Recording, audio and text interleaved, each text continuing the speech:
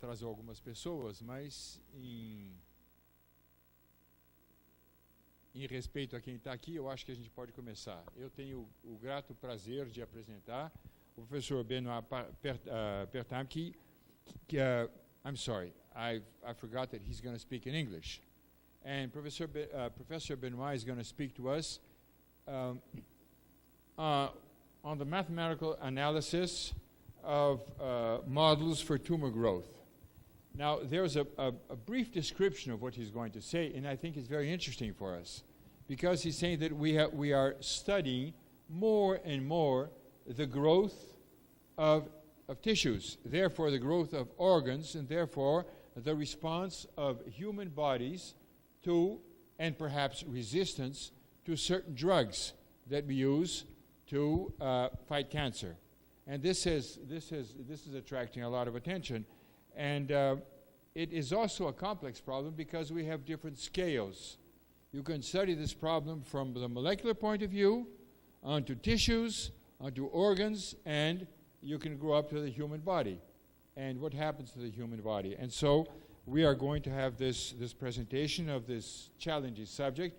I would like, on the behalf of the organizers, to thank your presence here. Professor Benoit has all these places where he has worked. He is at present at Sorbonne Université. I'm sorry. Sorbonne Université. I was going to say Université de Sorbonne, but it's Sorbonne Université. And he was also at l'INRIA. When I was there in 1978, it was l'IRIA. And Maura will remember these old times, these very old times at Domaine de Vaulusseau. So I will warn him as soon as we have a few minutes, and I expect that we will have a few minutes also for questions and answers. But Professor Benoit will be here, so during the coffee break, he will be available for longer questions. Okay? It will make. Okay. So, Professor. So thank you very much. Would you just to add something to your presentation? I belong to all these institutions that you see there, but I am only paid by one of them, which is Sorbonne University. That's too bad. So the talk will be about mathematics. It will not be about biology or modeling. It will be about the mathematics that you can invent around these questions of tumor growth. So the two pictures you see on the right, as you can imagine, are pictures of numerical simulations of models of tumor growth. The two pictures on the left are pictures of actual tumors that you can find in organs. And what is maybe more interesting is that the second one on the left is a bone of a dinosaur who certainly died from cancer, so maybe 200 million years ago. Which means that the cancer is an old disease on Earth. It's certainly coming with old multicellularity in biology. So the view I will adopt to present my talk is a very mechanistic view, at least at the beginning. And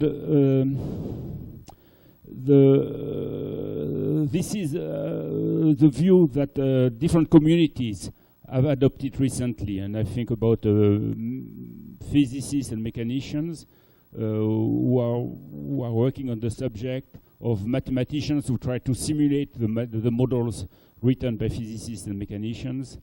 And one of the outcome of this community is that in a tissue, in a living tissue, you have a notion of pressure, just like when you look at a gas, you have a notion, or liquid, you have a notion of pressure, and in a tissue it's the same. And there is now a very impressive branch of works which assert this assumption and which precise the sense of this assumption. So I will give. I will try to make it simple because I want to do mathematics. I have to make things simple, but as long as we go, it will become more and more complicated to show what you can do in reality. So the simplest mechanical model is to see a living tissue, to see a growing tissue, just like a fluid. So, of course, if you take your body, it's more like a solid. But if you look at the cells, it's more like a liquid, or like a fluid. So you have a notion of population density, which I call n, as number density. It's a number. So we are speaking of big numbers. So we have, let's see, if you think of a tumor, which is 1 millimeter cube, 1 millimeter diameter, it already contains 1 million cells. So very quickly, when it's detectable, you are speaking of millions of cells. And so natural way to do it is to speak of a density of cells, n of a, which I call n. So these cells are moving, so they have a velocity, even if very small. We are speaking of centimeters per month. And all this is related to a pressure field. So in the simplest model, you say the change in the number of cells is simply due to the motion of cells, which is given by the divergence of NV, like in any fluid, as the basic equation of fluid mechanics. And what is different from a classical fluid mechanics is that you have death and birth. And the question is to know what you should put in the death and birth terms, and what is the outcome in terms of modeling. So if you think that the tissue is made of fibers, collagen and so on, when cells are moving by adhesion on these fibers, you can write, this is the simplest assumption, a Darcy law for the velocity. You say that velocity is minus the gradient of the pressure. So this is the Darcy's law that you find in porous media. And in the compressible fluids approach, which I consider now, then you relate the pressure to the cell density. So here I wrote again, because I want to be very simple, the pressure as a power gamma of the density. So just an homogeneous law. And of course, nobody agrees on that. It's a big debate to know what is the correct description of the pressure. And the only thing you can be sure it's not homogeneous. So if you write all together these equations, you find first set of a single equation, by the way, because everything depends on n, which is dTn plus divergence of nv equal n g of p. Oh, here I've made already a choice of the depth and growth term. I called it g of p, just saying that what is controlling death and birth is only the pressure. And this is something which was discovered by Byrne and Drasdow maybe 20 years ago, or maybe less than that in this century. Before that, everybody would say that the first thing you should put is nutrients, availability of nutrients. And they said, no, the most important reason why cells are dying or dividing is the pressure, which is now asserted by experiments by this group of physicists in Germany and France. So they made experiments to press a tissue and show that when the pressure reaches a certain threshold, the growth is inhibited, cells stop dividing, and they begin to die if you increase again the pressure. So there is a notion of maximum pressure, which I call PM, which they call homeostatic pressure, which is a pressure where the tissue is at equilibrium and doesn't divide.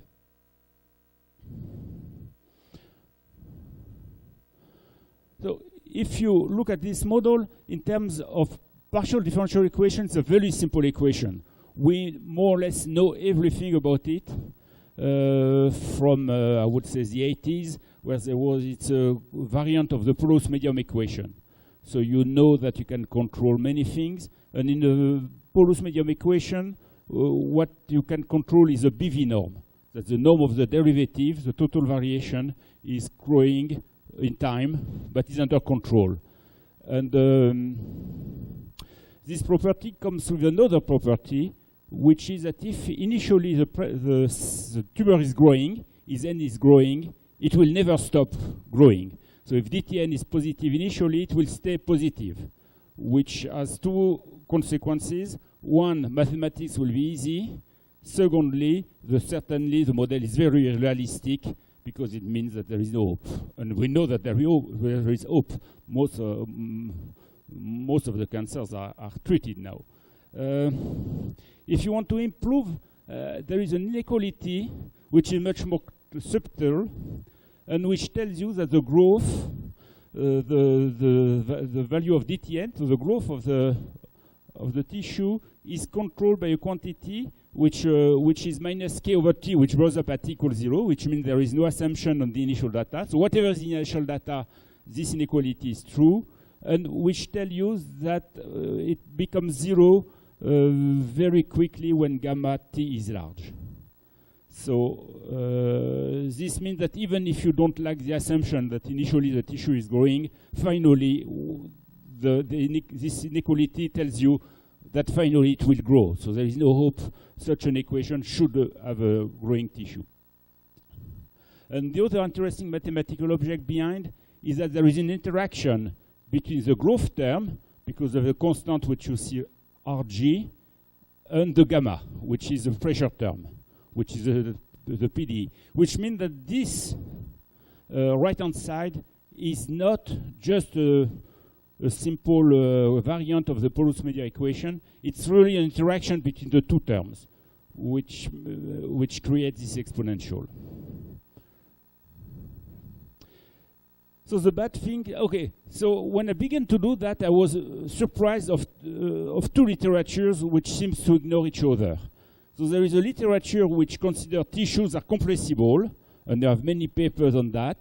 I quoted several of them, not all of them. Literature is big.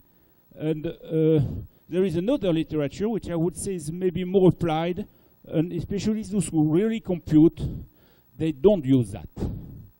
They don't use this formalism, they do something else. First of all, they don't use the formalism because it's too simple, so they add many ingredients of the model. So one of them, for example, is that what we said so far is that cells are just moving passively, which means that cells are dividing. Because they divide, they take more and more place, so they create pressure, and this pressure pushes the cells. That's what is written in the Darcy's law. Just the growth, it gives a passive motion, but it's not only, it's true, but not the only way cells can move. They can move actively and decide to move by themselves. Then I told you about nutrients. So nutrients are important, vasculature is important. You put all that, and if you put enough realism in the pictures, then you can arrive to real predictions of tumor growth. And what you see on these pictures are real tumors, images, MRI images of tumors, and the prediction of the growth by a group in France, in Bordeaux. By the way, they were successful. They created a startup with an hospital to use that predictions based on these kind of models for patients. So which means that if you make models like that which are precise enough, which contains enough biology, enough medical input, then you can really now use them in practice. So what they do? In fact, they don't do a compressible model. They have more free boundary or incompressible vision of that, which is simple. So you have a bounded domain. You consider that this is a tumor model, the tumor domain, which are called omega of t. And what you are going to do is move the boundary of the tumor. So the healthy tissue is outside, tumor is inside, and you move the tumor according to a velocity, which is again the Darcy's law, minus grad P, except that the pressure now is computed. It's not given by an algebraic relation. You compute it by solving the equation minus Laplace P equals G of P, with P equals 0. So P equals 0 is a reference pressure of the healthy tissue, and of course the tumor, when it's growing, increases the pressure. So the outside of the tumor has a reference pressure 0, and inside you have this equation which creates a pressure which is larger than 0, and which is pushing the free boundary of the tumor. Some people, like Friedman, add surface tension, because whenever you have two different materials, healthy tissues and cancer cells are not exactly the same in terms of their elasticity and of their adhesion. So you should have an interface with a surface tension that you can put. But I don't know how you can derive this surface tension from a compressible model by opposition to the one where you put 0, which comes naturally, as we'll see. So my question was, is it really so different that these two literature ignore each other? Is it so different to have a compressible view and an incompressible view of a living tissue that you cannot make the connection between them? And of course, it's not true. The two models are very clearly and very simply connected with the stiff pressure low limit, which means taking gamma very large. So the idea of taking gammas very large is very simple. It is simply that when the cells are far enough, they more or less do not interact, because there is space in between. And when you reach the time where cells are close to each other, then you cannot compress them. Each cell individually is like a liquid, so you cannot compress a single cell. The only thing is you can compress the tissue, because in the tissue, the cell at the level of the tissue, because the cells then have place to arrange better. But this limit between the beginning of the interaction and the maximum packing of the cells is very narrow. And so you want something which is increasing extremely quickly, which is taking gamma very large. So this limit gamma tends to infinity is called by mathematicians, I'm not sure Elisho did anything on that, it's called the Elisho free boundary problem. So Elisho is this guy it's a single person, by the way. Elisho is a single person, it's not two persons. His name was Shaw, and he didn't like it. And so he decided to append the name of his mother, Ele, to his name to create a single name. He's considered as one of the major mechanicians in the 19th century, and he played a very important role in South Africa. He built more or less the mechanics school in South Africa.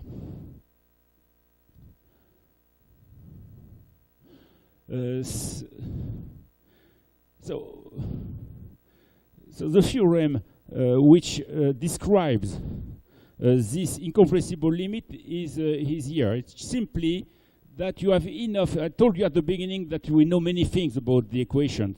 So what this theorem tells you is that more or less we know enough estimates to pass the limit when gamma tends to infinity and to get an answer. And the answer is very close to the Descartes model at the beginning, which is on the first two lines. This is transparency. More or less, the theorem tells you that you have enough estimates. So in nonlinear analysis, one of the difficulties, you can pass only the limit if you have an almost everywhere limits. And it's not the case here. So you have the gradient of the pressure is only bounded in L2, so you have only a weak limit. So there is a difficulty there, but we have enough space to pass the limit. Of course, when you pass the limit to the expression n to the power gamma, what you find is very weak. You find that in the limit, if the limit n is strictly less than 1, then the limit of the pressure and the gamma is 0, and otherwise you don't know what happens. So this is very weak, but nevertheless, this problem has a unique solution. So this very weak formulation has a unique solution by a method due to Olenek in the 70s, and the modern methods of entropy do not work on this model. And the problem of this equation that doesn't tell you the connection with the geometric point of view we had at the beginning. So for those who arrived late, the geometric point of view was simply to say that you have a domain which is moving with a certain rule. And now what we come out is simply a single equation. And in fact, it is the same. So what you can prove is that you have not only this weak limit, but you have also what is called in mechanics a complementary relation, which tells you that either the pressure is 0 or you get that Laplacian of P equal minus G of P. So which means that you can compute the pressure just by the relation I said, if you know the tumor, the set omega of T which describes the tumor. And when you establish that, in fact, you establish also a strong convergence of the pressure field. I will pass here. So in this transparency, okay, so the connection between the two now is very clear. If initially you put an indicator function, this means that if you know very well where is the tumor, it's well separated from the healthy tissue. You have not some kind of zone, gray zone where you have a mixture. If you say initially my tumor is very well isolated, the theorem tells you that for all times, the tumor will be well described by a set, omega of T, which is a set where the pressure is non-zero. It's larger than the pressure of healthy tissue. And the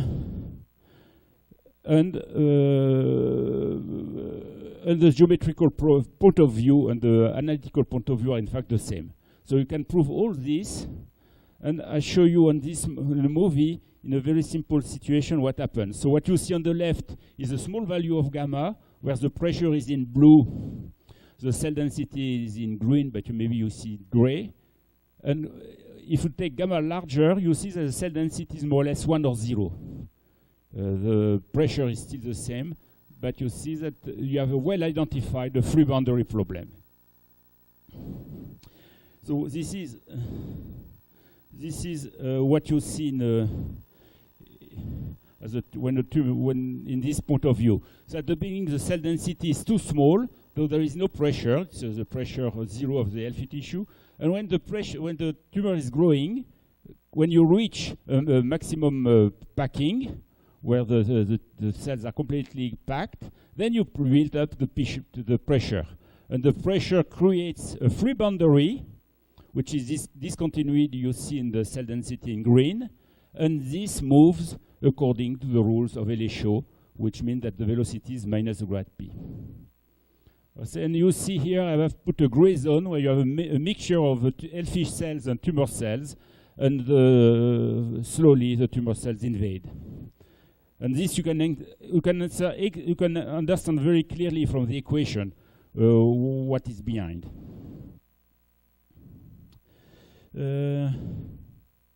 In terms of what can happen in this equation, which is a puzzle for mathematicians, is that it can be very, very worse. You can see here two examples of two tumors which are created separately. So one of them is initially there, the other one is generated as you have seen. And at some point the two tumors are growing and they will touch. And when they touch, suddenly the pressure field has a big discontinuity, which means that in this description, incompressible description, there are many singularities which occur, which make that both the mathematics and the numerical solution are very difficult. Okay, so you could ask if this is not just a pure imagination. So I show you now some examples of experiments. So what you see on the two pictures on the top are experiments with growing in vitro, in laboratory, where you have where cells have been cultured. And when you so the center is at so I don't know why they did that like that, but the center is at 200 or 300, and what you see the free boundary is near 0. So you see clearly that except statistical errors, you have a constant cell density in these experiments, and on the free and then you have the free boundary where suddenly you don't have cells at all. So this and this is also what you see on these pictures below in vivo. So you see that the experiments sustain the assumption that the tissue is an incompressible flow, an incompressible fluid.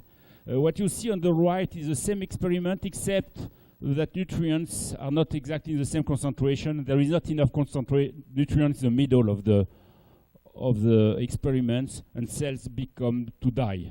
So there are less cells in the middle, but away from that, you see that it's more or less constant. So this leads us to the second question: how to take into account the fact that the tumor needs nutrients. So that's very simple in these pictures, because now you have just to say that the nutrients come from the blood vessels. They are released by the blood vessels. So you add simply the diffusion of nutrients from the vasculature. This is the role of the equation on C for the nutrient. And then the growth rate depends both on the pressure and on the nutrient. Of course, pressure has a negative effect. Higher pressure leads to slow the growth, and nutrients have a positive effect. More nutrients, more growth. So you get a coupled equation, and it's badly coupled. It's a bad system. There are systems of PDEs which are good because they behave like equations. This one is a very bad system. It's so bad that you cannot, we don't know now how to establish what I call the complementary condition. So we don't know how to prove the geometric point of view minus Laplace P equal G of P. Certainly this is true, there is no reason it's wrong, but the proof is quite technical and is missing now. But the weak form of the geometrical problem is true, so you have a notion of incompressible flow with nutrients. The fact that the model is much more complicated, you see it on the solutions of the model. So if you look at the solutions, what you see is that from the left to the right, is at the beginning, the cells, the tissue is growing like a radial traveling wave, it's growing radially, and when you reach a certain size, then nutrients are consumed by the cells which are dividing on the boundary of the tumor. And there is no enough oxygen in the middle to survive. And so what you see after a certain time is that the cells in the middle will die, and only the cells in the proliferating rim continue to proliferate. And associated to that, you see some kind of instability, which make that the shape of the tumor is no longer very round and very beautiful at the beginning, but it's become irregular. And this is not an artifact of the numerics. It's something which really occurs, and it's always a bad sign for a tumor to be irregular. So these are the bad tumors in some sense. Depending, of course, on the parameters, you can also find tumors which are very round, growing radially. This phenomena that you have instabilities is reminiscent to the phenomena invented by Turing. And the reason why in this system you have this kind of instability is simply that you have two parabolic equations with two different viscosity. So I put one for the nutrient, you have a number with whatever it is, and the growth of the cells is a porous media, so the viscosity, the diffusion is changing. And so there is a range where you have interaction in the Turing sense, which create this instability, which is known also in chemistry in a model which has exactly the same features in terms of their structure. So there is nothing to do with the application, But in terms of structure of the system, they are very close for some reason, which are a little bit difficult to explain here. And it is very well known that these chemical reactions are very unstable and create this kind of patterns.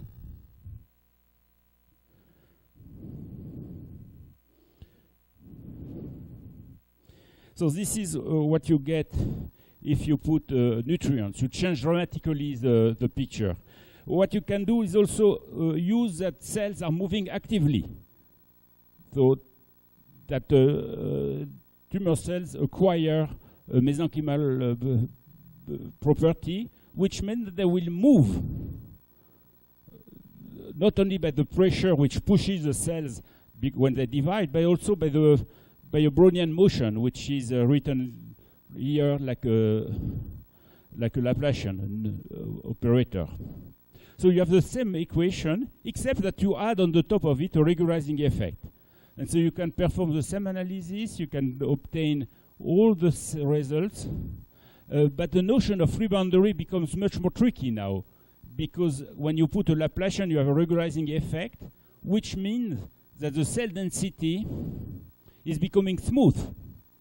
And there is no way out. When you have a diffusion operator, it has to be smooth. So now the picture is that you have a cell density which is 1 on a certain plateau. You have a smooth transition to 0 due to the Laplacian. And inside you have a pressure field which is only supported by the zone where the cell density is 1. And so the correct notion of the free boundary is not the really given by the cell density, it's really defined by the pressure. And of course the bad thing is that nobody knows how to measure pressure in a living tissue. So this is also a change in the structure. Maybe you don't like to say that a living tissue is simply a Darcy's law. You can use, and this is necessary for certain experiments. In certain experiments, if you don't say that the fluid is a viscoelastic fluid, if the tissue is not a viscoelastic tissue, you cannot explain some experimental observations. And then what you do is simply you change the Darcy's law by completing the Navier-Stokes equation with the next term, which is the viscosity. So in this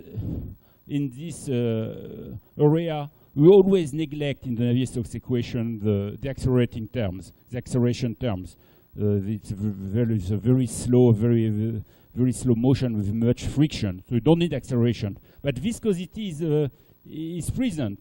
And it means simply that cells, when they move against one the other, they have some friction. So the friction between cells has to do with the relative velocity, and it's a Laplacian term. And the friction with the fibers is just the Darcy term, the term V in this equation.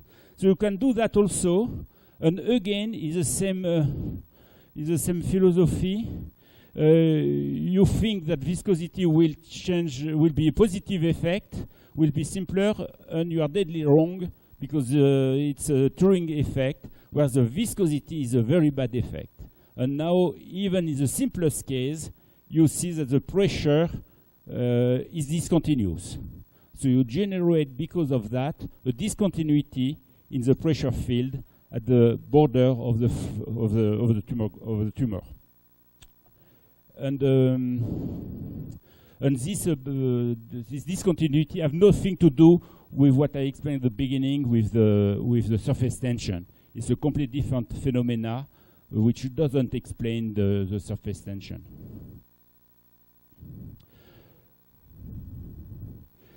You can also think that you need more than one type of cells. So, for example, you can include the healthy cells in the model, not only the tumor cells, and see the interaction. So you do it like that, writing twice the same equation. One of them has the growth, which is bigger than the other one, let's say. And you can include also in this model the fact that the elasticity or the adhesion of healthy cells and tumor cells is not the same. They don't have the same properties in terms of adhesion, which means that at being given a pressure field, they don't react in the same way to the pressure field. And the mobility mu p and mu h plays a role to explain how the cells react to a pressure field, to a gradient of pressure. And if you do that, we enter in a very, very gray zone of mathematics. We have no idea of how you can prove existence to such an equation. The others are more or less under control. This one, we have no way to prove existence of weak solutions. Again, associated to the fact that you have a real systems, you get instabilities, which you see here, where you get this phenomena of multi-phase flow, where oil and vinegar, when you mix them, creates this kind of instabilities where they don't want to mix. So you find them also, and it's something you observe also in tissues. I would not like to stop here and leave the idea that living tissues are just a sub part of mechanics, and that life is nothing but mechanics. Even if it's true, the mechanics plays a large part of our bodies, it's not the only one. If you speak, of course, to a chemist, he will say that life is molecules, and after all, we are only very cleverly advanced systems of molecules. So I would like to continue on something which is more related to what I understand is closer to real biology, which has to see with now the question, now that we know what is a tumor, is how we solve the problem of a tumor and create therapy. And one of the questions today of therapy is that many tumors will escape to therapy. The number of 40% now is given for tumors which escape to the therapy. And the reason is the fact that the molecules now are more and more precise and target very specific cells. And so when you have killed the cells that the molecule is targeting, then the other tumor cells, because there have been many mutations in the tumor, in a cancer, then all these cells have no competitors, and they will divide more. And the molecule, of course, doesn't target them, because there are those which are left behind. So cells, in some sense, the tumor becomes resistant to the therapy.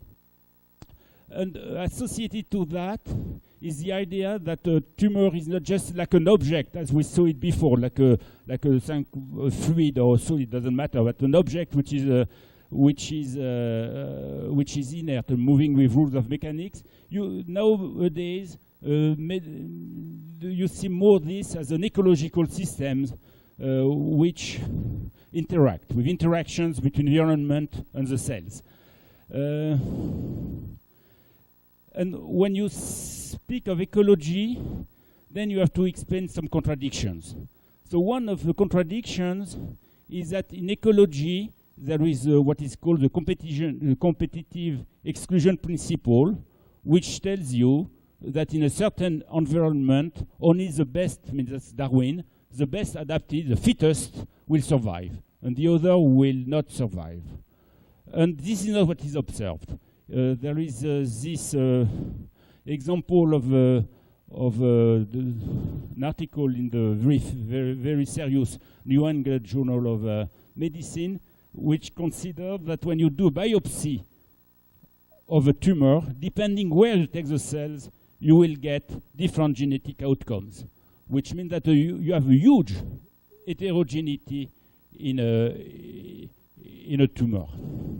And if this is true, Gatenby asks the question, if you have many different cells in a tumor, why do we try to kill all of them? Let's try to play the competition between them, and rather than putting poison, let's just be very passive and try to make that they compete and they kill each other, which would be a better way to do it, which is also the idea of immunotherapy now. In many treatments, people medical doctors try to use the immune system rather than killing the cells by from molecules. Just use the immune system to do it. So if you want to model that in mathematical terms, how do you do it? So the idea is that you have to say now that cells are not all the same. They have a genetic component which I call Y, and depending on Y, the drug will act or not. So you can see Y as a resistance parameter, and we know now very well what are the mechanisms for cells to resist and to become more resistant to a drug. The idea is simply that when they receive a drug, then they will change their biochemistry to create more pumps on the boundary of the membrane of the cell to expel the drug. So when you attack them, they react. And this is the way they become resistant. And so the idea is that if they are different, so Y equals 0 in this model will be the highly proliferate cells in a normal environment, but which are also sensitive to the drug, that's the normal cells. And if you attack them, they will become resistant. They will acquire a larger parameter Y. Y counts the number of these pumps on the membrane. So Y0 is a very little number of pumps. Y equal 1 is a large number of pumps. And they become very highly resistant. But of course, they have to pay the price. If you put your resources to become resistant, then you cannot divide because you're not the same. You have only a single resource. So in some sense, what you say in this, that depending on Y, the basic reproduction rate, R of Y, will be large or small. And when you give a drug, and the cytotoxic drugs are the drugs which are killing the cells, depending on Y, you resist more or less, you react more or less to the cytotoxic drug. Okay? So which means that if Y equal 1, the CT term on the right of the equation will not be very important because the cells are resistant, but also R of Y will be small. So you have a certain equilibrium to find. So what you observe in this kind of equations, what you observe is that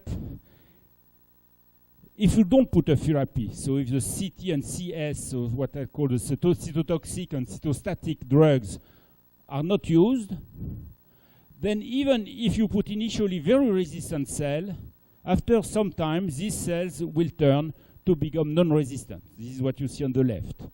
If you put a therapy, even if you put cells which are non-resistant, after a while they will become completely resistant. Y equal 1, this is what you see here, the distribution of Y, and here you have only resistant cells.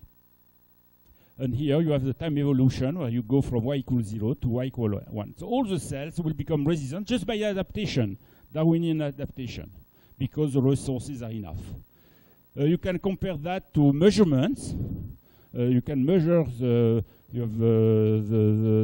proteins which are behind in cells, and you can compare to data. So this is a very well-known phenomena of ecology. In ecology, you select a number of species adapted to the environment, and we have many models of Darwin evolution now, stochastic or deterministic, which all go to the same direction, which says that you have a diversity which is very, very little. You have dogs and cats, but you have nothing in the middle. And so you can make theorems which expand them. The theorem is the following. If you put very little mutations, so rare mutations, and the Laplacian n here is a way to represent mutations. If you look at the long scale dynamics, putting an epsilon in front of the dt means that you look at the long scale of the dynamics to take into account evolution. What you find is that the solution will always look like a Dirac mass. So this is exactly Darwin selection whatever you put initially, whatever is the y you put initially, the distribution of in the y, after a certain time, you will select the fittest trait. According to this time scale, this fittest trait will change, just like in the picture before. So you see the evolution of the trait. But you have selected always the fittest. So how is it compatible with all this? The first conclusion you can draw is already that if you want to avoid this phenomena of resistance, you should be clever and not put all the therapy together. If you put the therapy, all cells will be resistant. So what you can do is play with the scheduling, with the way you give the therapy. And in my transparency, I put two therapies, what I call cytostatic, which slow down the division rate, and those which are cytotoxic, and which kills the cells. So if you do it in a bad way, this is what you see on the graph on the top. If you do it bad way, and you give a constant cytotoxic drug, then you create resistance, and you don't kill the tumor. If now you do the contrary, you make a constant cytostatic and a periodic cytotoxic with the same amount of drug, then you avoid the resistance phenomena and you can kill the tumor. So the scheduling is very important if you want to avoid the phenomena of resistance. And you can go further and you can make a complete, this is optimal control. So you can put that in the framework of optimal control that I think many of you know in this community, and you can find the best control, and that's why my colleagues did here.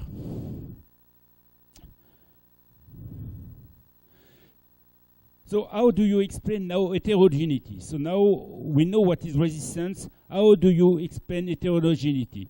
Heterogeneity, if you want to explain it, you need space.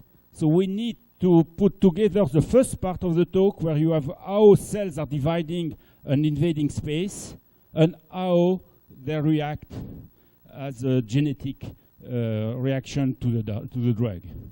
And what you do so is to take the first ingredient where you have space. So space I wrote it R now because I consider spherical tumor. That's the radius of the cell, of the tumor.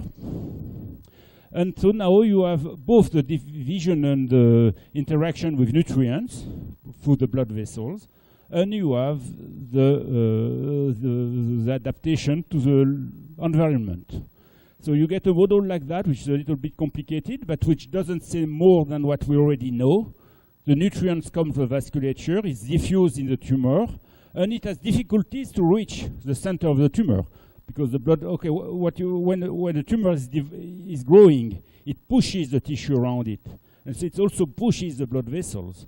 And so the nutrient has to diffuse and is consumed by the proliferating cells. So it's always difficult to reach the center. So what we have seen, you get it here. And let's say the outcome of the mathematics of that is to tell you that now the concentration effect, which means that you select always a certain type of cells in terms of resistance, is still true, but this selection occurs according to the local concentration of drugs and of oxygen you find. And so what you find is that at each point of the tumor, at its on the radius, you find a different optimal fittest trait, which I call capital Y bar. And so this is one possible explanation of the heterogeneity, because now at each location you have selected a different type of cells, and globally, of course, you see it seems that you have a big heterogeneity, but it's just the addition of this phenomena. This maybe I will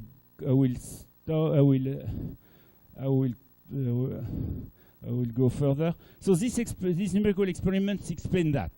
So what you see here is again the same type of computation. If you don't put a therapy in a model like that where nutrients arrive, what you see is that on the boundary of the tumor, where oxygen arrives, then you have a very low level of resistance, because the conditions are good. You have the nutrients. If you go in the center of the tumor, then you need a higher level of resistance, because what we said in the model, which I didn't say you, but what we put in the model is that the cells which are resistant are also better competitors. And in the center, you need to compete for oxygen, for nutrients.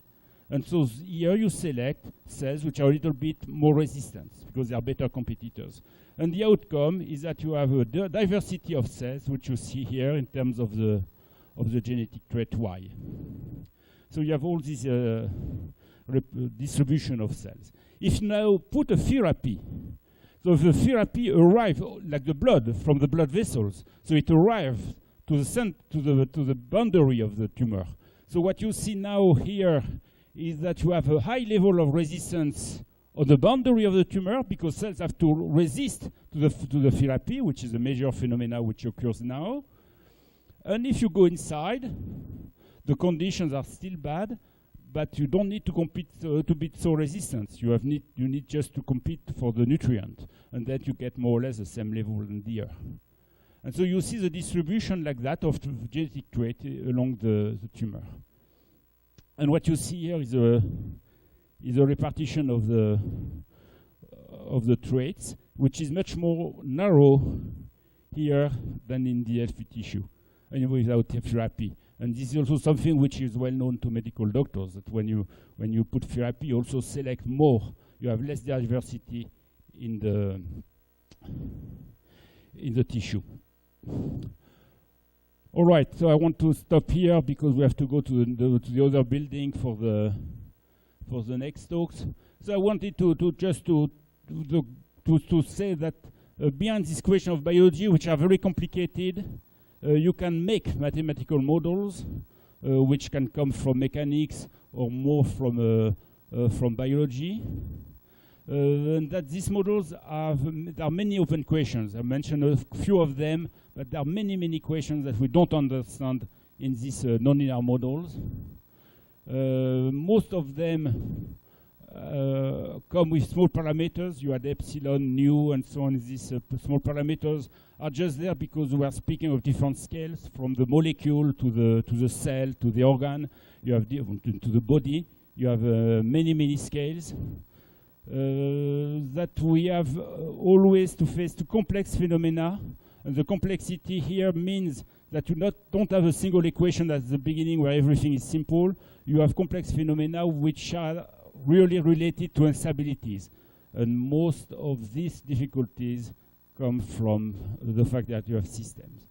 And I didn't mention it, but more in terms of computation, the challenge comes from the parameters. I mean, solving a PD in 3 dimensions, we know how to do it. There are big computers, there are very clever methods now. The problem is that in these issues, the parameters are not fixed.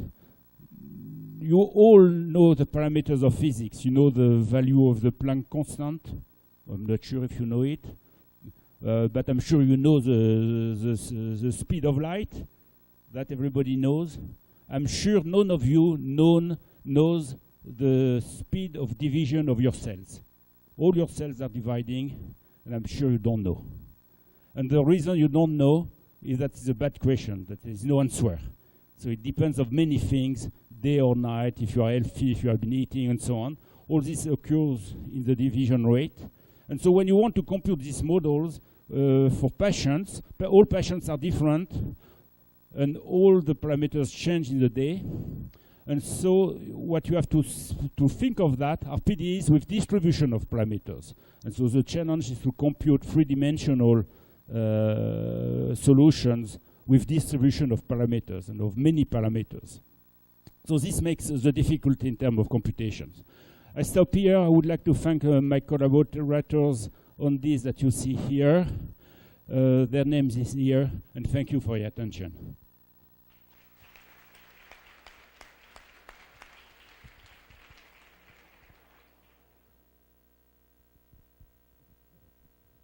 We